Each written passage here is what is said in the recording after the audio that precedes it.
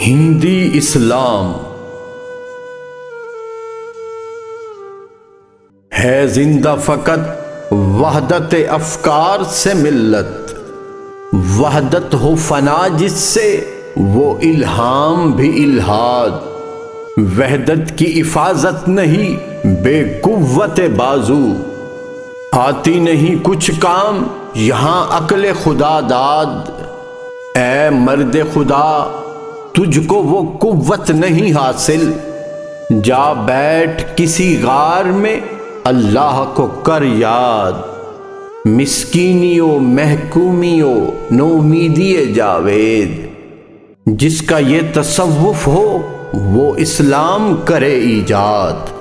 ملا کو جو ہے ہند میں سجدے کی اجازت، ناداں یہ سمجھتا ہے کہ اسلام ہے آزاد۔